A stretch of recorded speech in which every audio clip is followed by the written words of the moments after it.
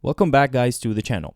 In today's episode, I want to talk about a tool or some tools that I've been using extensively in Resolve in the past few months. And that section was introduced with Resolve 19. And what I'm talking about is just right over here on this palette, you can see that we have our color slice. Now, if we click on our color slice, you see that we have a lot of things happening here. Okay, and this can seem a bit overwhelming. And I'm going to explain to you guys very easily how you can just look at this and feel right at home, okay? Because it's really not that hard once you understand the main concept and once you understand what these things do. It's just looks a bit overwhelming, but it's easier than you would think, okay? So now we have this footage that I've shot a few summers ago, okay, during sunset. Looks beautiful. It's very saturated, as we can see it here on the vector scope. And the reason why I chose this footage is because I want to show you even more these tools and what they do. Okay, so I wanted something very strong so we could see that easily here today in Resolve. Okay, so now with that said, I have already, of course, done my in and out node. If you guys don't know what I'm talking about, that is color management. Okay, so we have done that already. This was shot on a Blackmagic. Our working space is going to be Asus CCT, which is usually my preferred working space. And then on my out over here on the group post clip, I have then gone from Asus CCT back to out to Rec 709. Okay, just that if you guys are wondering, this has already been normalized. All right, now here obviously this is a very simple node structure that I like to use. We're going to work today here on my saturation slider, on my saturation node, I should say. The reason why I am working on the saturation node over here right after my balance is because I mainly use this tool for my saturation and I find it to be very powerful. I also really like the subtractive saturation that was introduced with Resolve 19, especially with the Film Look Creator, but this more on a color grading basis, while I use the subtractive saturation more on a look level. Okay, so that's more for look development. All right, so I personally don't really use these tools, the color slice for look development. I only use it here in my saturation or if I'm doing like something a bit more specific. Okay, so now this is our footage. This was during a nice sunset over in Cape Cod. So we can see that now, obviously, you see it gets darker and darker because I had the camera. I didn't even have a tripod, but it was stationed somewhere. And I'm going to just find my hero shot, which in this case is going to be right around here. Yeah, so this is what we're looking at right now. So we're going to park it here. And to make things easier, once again, I am going to work on my saturation node, as you can see over here. And to make this a little bit bigger, I am going to press Option F, which is a cool trick that you guys can use, by the way, in case you know that you're working on a specific node for a bit and you're not planning to change anytime soon. You can use this trick of pressing Option F when you're in a Mac, and you have a bit of a bigger real estate here to work with. Okay, so now let's get started here with the color slice. All right, we're going to start from top to bottom. So over here, you can see that we have general sliders. Okay, and what we can do here, we can change our density. And obviously that comes with the density depth, which I'm going to explain just shortly. Okay, so look at it in three parts. We have our density with this two. Then we have our saturation, which has saturation balance, and saturation depth. Okay, so that's our second over here, second palette, we can say. And our final is the hue right over here. Okay, so you have our density, our saturation, and our hue. Okay, now within the density and saturation, you can see that we have a density depth, and within the saturation, we have the saturation balance and saturation depth. Okay, now these affect our image more on a global level, right? So by making this change, I am affecting the image globally. Underneath, you can see that we have a bunch of stuff going on here. We have a red, skin, yellow, green, cyan, blue, and magenta, right? So these making a selection based on the individual color, whether that is a red or a green or whatever color you're working with. So that is the major difference, okay? So once again, becomes very easy once you start thinking of it like that, all right? So these affect my image, all right? If you want to make just a general change or something that you want to affect it not by a specific channel, then just go with your density or saturation. And then if you want to make changes to specific hues, all right, then over here you can see that we can then pinpoint the exact change that we're trying to make.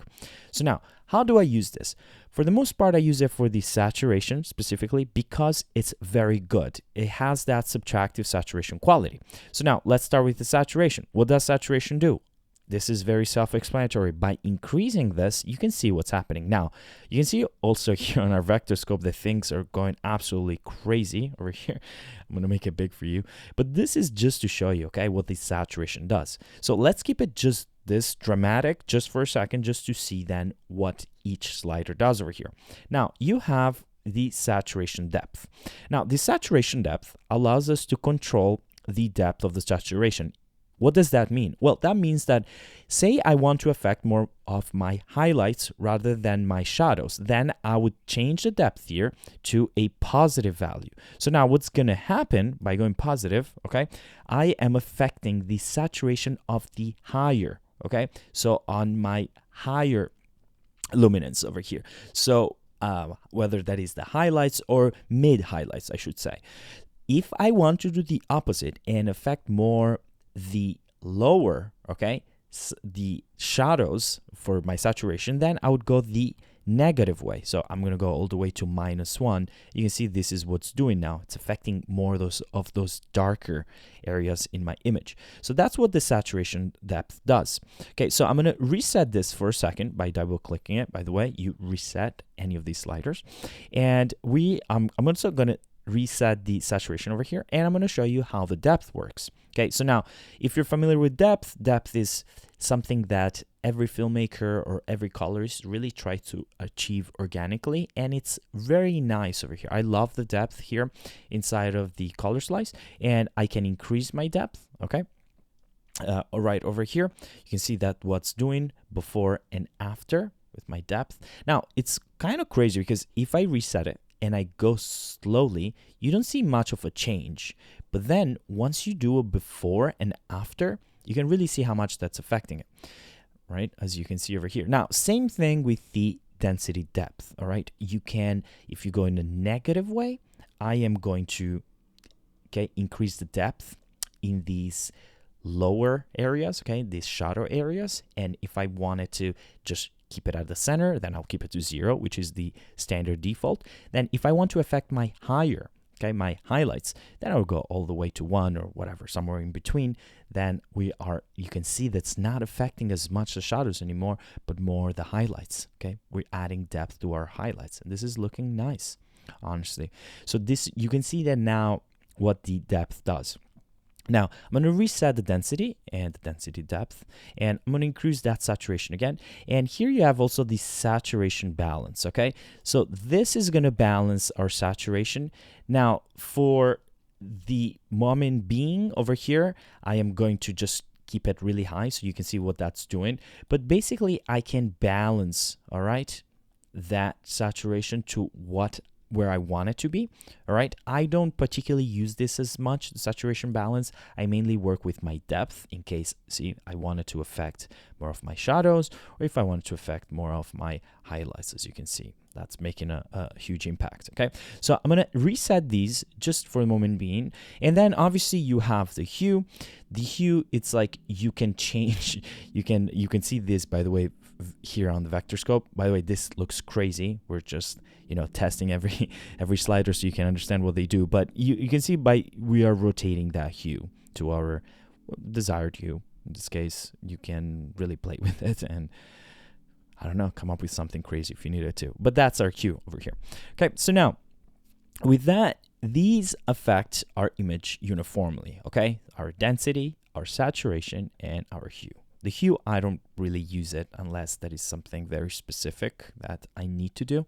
But mainly, I use this tool, as I said, for the saturation, and specifically this slider, because I like to make very, very general type of very on a macro level adjustment. But sometimes, obviously, you're going to also adjust, okay, depending on the channel that you're working with. But generally, I like this saturation. If I was going for a knob, I love this. And then, obviously, adjust that depth accordingly. And of course, the density as well. It's always nice to have density in our footage, specifically on the when we're working with saturation. Now, next, you can see that we have a red, we have our skin, we have our yellow, green, cyan, blue, and magenta. Okay. Now, just to show you what each tool does, obviously here you can reset. As you can see, you can say I made a change and I don't really like what's happening. I'm gonna go something like that. Okay. See, not much is happening, but something is happening here. As you can see, as I keep, going before and after, I can reset it here. Alternatively, say you made a crazy change, by the way, something like that. Say we have it like that and we don't like what we just did. You can also reset it here. So this resets the whole palette basically. So I can reset it and you can see that we're back to one, how we say on set. Anyway, so now this resets each of our parameters based on all of our different colors over here. And then you have this one over here. This allows us to see what exactly are we pinpointing. All right. So in this case, let me increase the saturation here. You can see what's happening. All right. So the stuff that you see once we activate the highlight, this is what we are affecting. All right. So you can see if I reset it and then I click this, you can see that it shows you exactly what we're affecting. And now underneath, you also have a center. Now the center, basically this means like you can see here, by the way, each of the colors, all right, each of these sections have a line. Now by moving the center, you can see that we're moving the line over here. We can align where we want that red to be, because this is a red specifically. Now see, we're moving it towards either direction, depending or where you want to center that red. Now you can, and by the way, you can reset it here, and you can do that, for example, for a yellow as well. Okay, we can center it, and you see it's moving the line over here. You can see it, and you can do it for each hue over here. So that's our center. And then obviously, as I just showed you, say I want to really target my reds then, and I want to desaturate my reds. They're too strong, right? So this is my saturation here on the right. So I can desaturate my reds, and this is my density, right? So I can add more density or decrease density. You see what that's doing to our sky over here. So say we like this, right? I prefer this. Before and after, I'm going to make it big. Not much is happening, but you can see it over here a little bit. And say we're doing the same here with our yellow. Okay, so in this case, I'm going to decrease it. And you can see that this is having a big impact right now, especially on that sky. Look at the before and after. Now it's like white. It was yellow before. I'm just, guys, going crazy with it so that you can see what's happening. And here we have our density, by the way. And with our density, I can add or decrease my density accordingly to my desire. Okay, so we're affecting, as you can see, if you click here, shows you the area, which in this case is most of the sky and a little bit of the water with that yellow. So I'm going to reset this one because it looked much better earlier. And now you can see the drill here, all right? You can see that you can pinpoint each channel individually if you wanted to, and you have much more control. Now, as I said, unless I'm doing something very specific and I'm really trying to really pinpoint a specific area, for the most part, the way I like to use this tool is to go here on my saturation and make adjustments. So I'm going to reset the whole thing. Something I would do probably to this specific shot over here, maybe I will not go quite as heavy, but say we did something like point right here, 0.76. I'm gonna make it big. This is the before, this is the after. In this case, I lowered saturation, just why not? And you can also, by the way, adjust the parameters for the density depth and also for the saturation. In this case, I don't want to affect as much my highlights, more of my shadows. So in this case, I'm gonna just go like that, a bit negative, and you see what's happening, okay? This is before and this is the after. You see that now we are affecting more of the shadows rather than those highlights, okay? And as I said, guys, this is a great tool. What I love about it is that the saturation here, it's the best use I've found so far, alongside, I should say, with the Film Look Creator subtractive saturation, which I really like. But I use that for when I'm creating a look, while I use this instead when I'm color grading the footage, essentially. So that is the big difference over here, that the color slice for me is great when I'm on this saturation node, which for me is usually right after the balance node. And I'm making those adjustments, whether that is a bit adding density or adding or maybe going in a negative way with saturation, and then making adjustments if I need to on an individual level. But for the most part, if I was looking for a knob, that would be this one over here. Saturation, saturation depth, density, density depth. And then if I'm still not convinced, start adjusting the individual channels. So if you guys watch this tutorial, if you guys find it easier, good. That means that, see, it's not that hard. Once you understand the main concept and what these things do, it's very easy. You know, this can look overwhelming because there's so many things happening all at once, but it's really very, very easy once as you break it down the way I did. So as I said, just look at this affects your global, okay? Over here, the top section. Look at it like that, and then underneath you have your individual, okay, channels. Then the main thing I look at is always density, saturation, and hue. Perfect. So I hope this tutorial helped, guys. I would suggest you to try it. Try the color slice and look at it for yourself. Play a bit with the different channels if you need to, you know, test the tool, see what works best for you, and as always, just implement it into your workflow if you like it. If you don't, just use maybe just the regular saturation, which I wouldn't suggest, but it's up to you.